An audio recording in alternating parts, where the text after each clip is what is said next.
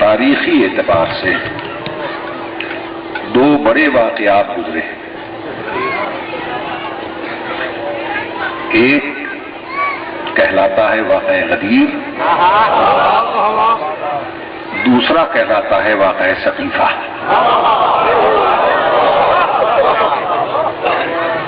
اس دنیا میں ہر کلمہ گو یا غدیری ہے یا ثقیفہ ہی.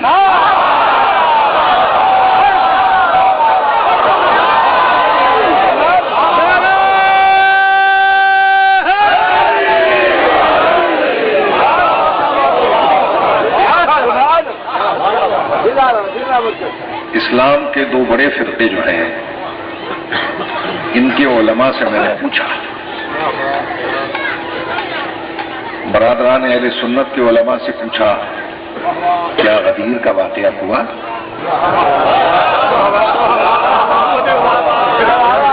سب نے کہا جی ہاں ہوا. شیعہ علماء سے پوچھا کیا ثقیفے کا واقعہ ہوا؟ انہوں نے کہا ہاں ہوا. غدیر سے ان کو انکار نہیں، ثقیفہ سے ان کو انکار نہیں. دونوں کہتے ہیں کہ دونوں واقع ہوئے. مسلمان دو حصوں میں تقسیم ہو گئے. جو غدیر کو ماننے لگے وہ اسلام کو اور جنت کو جانا چاہتے ہیں وایا غدیر.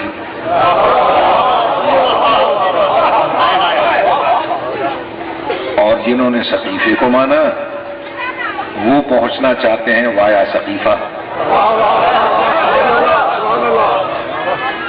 دونوں واقعات کے دونوں فرقے مانتے ہیں کہ یہ واقعہ غدیر بھی ہوا، ثقیفہ بھی ہوا. پیروی الگ الگ واقعات کی کرتے ہیں، مانتے دونوں ہیں. میں نے برادران اہل سنت کے علماء سے پوچھا کہ غدیر کا واقعہ کب ہوا؟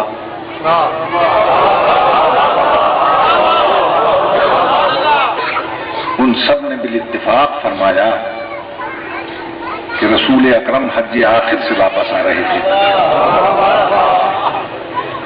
پیغمبر کا پہلا اور آخری حج تھا.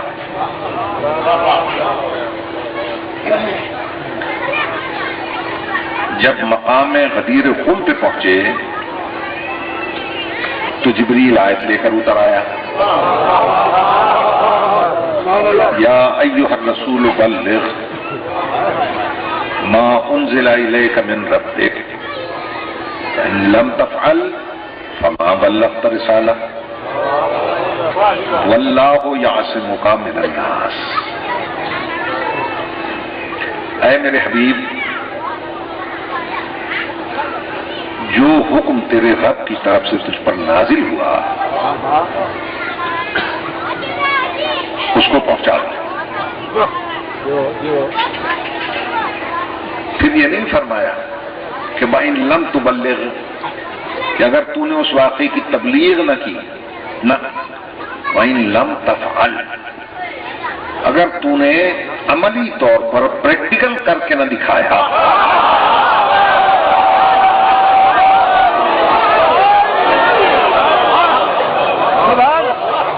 تو گویا رسالت کا کوئی کام ہی سر انجام نہیں.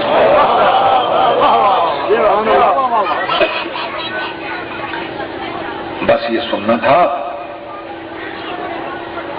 کہ پیغمبر اکرم غدیر کے میدان میں اتر پڑے.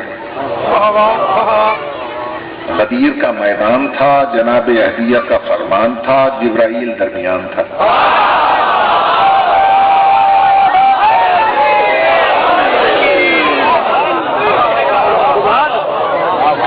کوثر کا مالک ساقی کوثر کا بازو پکڑ کر اہل ولا کو جام ولا پلا رہا تھا. کوئی اس جام کو مست ہو کر پی گیا، کوئی آنکھوں میں آنکھیں ڈال کر پی گیا، کوئی دست بیعت بڑھا کے پی گیا، کوئی بخشن کی مبارکبادیں دے کے پی گیا.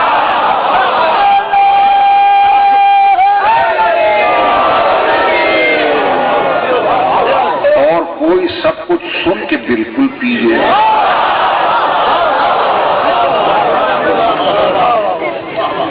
جتنے متوالے تھے وہ غدیر میں اکٹھے ہو گئے، سیدھی متوالے بھی، الٹی متوالے بھی۔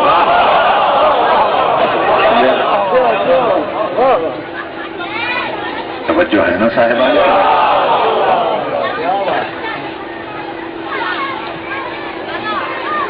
دوپہر کا وقت تھا، آفتاب عالم تاب خیمہ نیلی کا کلش بنا ہوا تھا، سینے پسینے میں ڈوبے ہوئے تھے، ماتھے پر عرق جبین در سمین کی طرح چمک رہا تھا، وہی کے چھڑکاؤں نے زمین ٹھنڈی کی، تکمیل دین کے فرش پر اتمام نعمت کی مسند لگائی گئی، عرش خدا نے سمٹ کر کجاووں کی منبر کی شکل اختیار کی،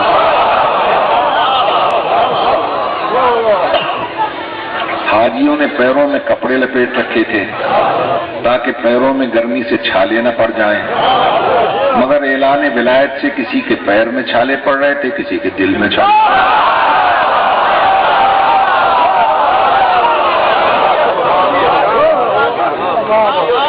پیغمبر اکرم نے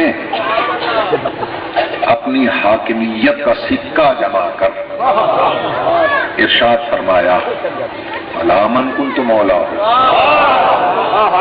ایھا الناس، میں کس کا مولا ہوں؟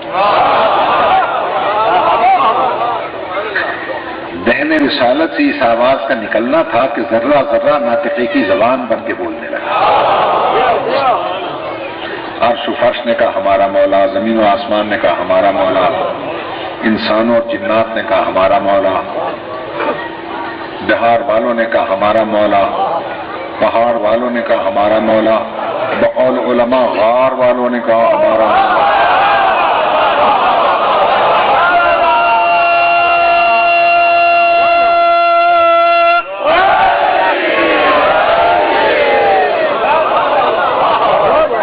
جب ہر ایک سے مولائیت کا اقرار کروا لیا، اب فرمایا من کنت مولا فہذا علی، جس کا میں مولا اس کا یہ علی مولا۔ اچھا آپ ماشاءاللہ صاحبان معرفت بیٹھے ہیں، غدیری صاحب جیسے فاضل سننے والے بھی ہیں، جب پیغمبر نے پوچھ لیا اور سب نے کہہ دیا آپ ہمارے مولا، تو پیغمبر کو کہہ دینا چاہیے تھا میں تم سب کا مولا، علی بھی تم سب کا مولا، مگر پیغمبر نے پھر یہ کیوں کہا جس کا میں مولا؟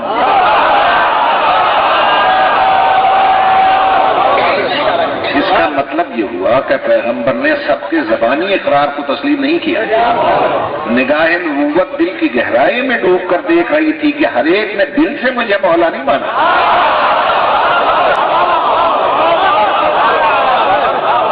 اسی لیے کہا کہ جس نے دل سے مانا ہے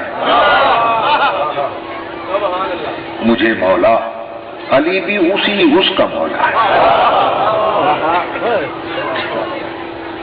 توجہ ہے نا صاحبان کی؟ لو میرے محترم سامعین،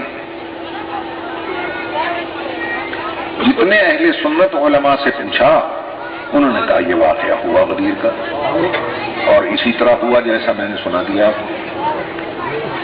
شیعہ علماء سے پوچھا سقیفے کا واقعہ ہوا؟ ان کا ہاں ہوا۔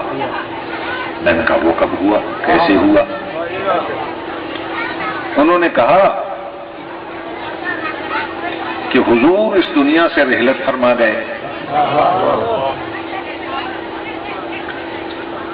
تو دو طبقے وجود میں آ گئے، توجہ کیجیے گا۔ ایک نے کہا کہ حضور کے وارث اصحاب ہیں، دوسروں نے کہا کہ نہیں آل محمد ہیں۔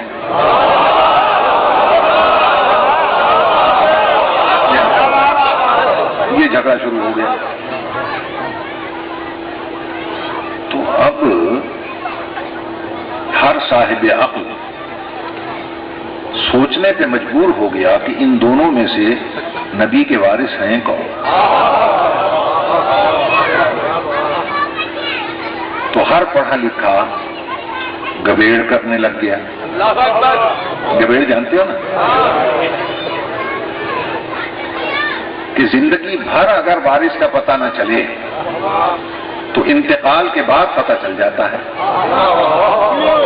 اس لیے کہ آدم سے لے کر آج تک یہی طریقہ ہے کہ مرنے کے بعد لاش وارثوں کے سپرد کی جاتی ہے.